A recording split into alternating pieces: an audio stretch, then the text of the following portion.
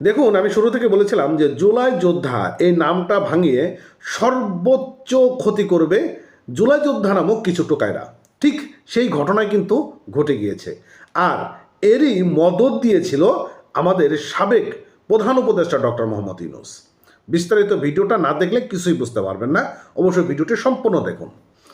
আপনারা জানেন যে ৫ আগস্ট যে জুলাই গণঅভ্যুত্থান হয়েছিল না, সে গণঅভ্যুত্থানের পর মানুষ যে আশা করেছিল, সে আশার কিন্তু প্রতিফলন বিগত ১.৫ বছরে মানুষ পায়নি। বরঞ্চ মানুষ দেখেছে মব ভাইলেশন, চাঁদাবাজি, টেন্ডারবাজি এবং এই সকল কিছু গুদে টুকাইরা সারা বাংলাদেশটাকে অস্থিতিশীলতা করে ফেলেছিল। তো প্রসঙ্গত হচ্ছিল মাহাদি হাসান, তাই না? আচ্ছা, মাহাদি হাসান প্রসঙ্গে কিছু বলে নেই। মাহাদি হাসান আপনারা জানেন যে কী করেছিল, এক পুলিশকে কিভাবে মেরেছিল তার বর্ণনা আর একজন ওসির কাছে গিয়ে দিচ্ছে। তাকে তো গ্রেপ্তার করেছিল, গ্রেপ্তার করার পর কী হলো, ২৪ ঘন্টা না ১২ ঘন্টা না পার হতে সে জামিন হয়ে গেল, তাই না? আচ্ছা, জামিন হয়েছে, বেশ ভালো কথা। এখন সে পর্তুগাল যাবে, পর্তুগাল যাওয়ার জন্য তার ভিসার উপর সিল লাগবে, গিয়েছে দিল্লিতে। এখন দিল্লিতে সে ক্রিপ্টো যে আপনারা জানেন সেটা নিয়ে গিয়েছিল, বিভিন্ন ইসের কারণে, কমিউনিটি গাইডলাইনের জন্য শব্দটি বললাম না। তো সেখানে নিয়ে যাওয়ার পর সেখানে সে টাকা পয়সা ভাঙিয়ে টাঙিয়ে বেশ আনন্দ ফুর্তিতে ছিলেন। কিন্তু সমস্যাটা তো এই জায়গা না, সমস্যাটা হচ্ছে তার সঙ্গে একজন নারী ছিলেন। সে নারীটা আসলে কে?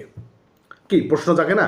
সেই নারীটা তার ওয়াইফ না, বা তার বোন না, বা তার খালু কিছুই না। কিন্তু সেই নারীটাকে চলুন আজকে আমরা যুগান্তর পত্রিকা একটু জানি যে আসলে সেই নারীটাকে। আর আমাদের ইউনূস কাকার প্রসঙ্গে আমরা ভিডিওতে আসব। দিল্লিতে মাদের সঙ্গে হোটেলে থাকা সেই নারীর বিষয়ে যা জানা গেল চলুন আমরা জানি। বৈষম্যবিরোধী ছাত্র আন্দোলনের সাবেক সমন্বয়ক ও হবিগঞ্জ শাখার সদস্য সচিব মাহাদি হাসান ভারতের রাজধানী দিল্লিতে গিয়েছিলেন পর্তুগালের ভিসা নিতে। আর দিল্লিতে থাকা ওই সময় তার সঙ্গে এক নারী ছিলেন। ওই নারী তার আত্মীয় ছিলেন বলে জানিয়েছে বিবিসি বাংলার প্রতিবেদন থেকে।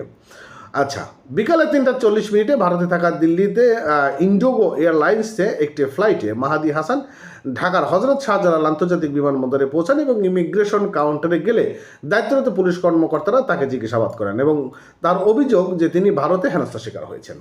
ভাই, একে তো আগে জেলের মধ্যে ঢুকায় ভালো করে আর কি ডলন দেওয়া লাগবে। ভাই, এখনও কেন ডলন দেয় নাই? কী কারণে ডলন দেয় নাই আমার মাথায় আসতেছে না রে ভাই।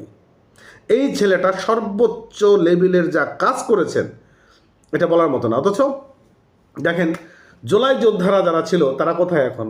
তারা এখন হাসপাতালে কাতরাচ্ছে। কারো চোখ নাই, কারো হাত নাই, কারো পা নাই।